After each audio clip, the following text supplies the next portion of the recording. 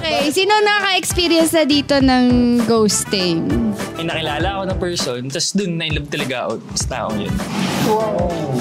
Huh? Na-inlove talaga. That's her right. That's her right to speak badly about you kasi you did her wrong. Oo nga.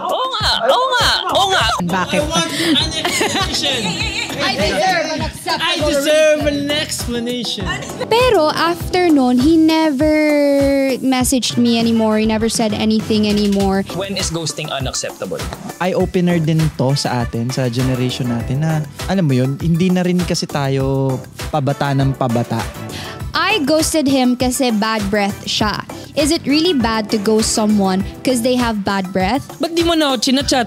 Ba't di mo ako kinakausap? Baho kasi hininga mo, magsasalita ka eh. Sige nga, sabihan mo nga ako na mabaho yung hininga ko na say. Ay, Shan, wala ka bang ginagawa? Tara, toothbrush tayo!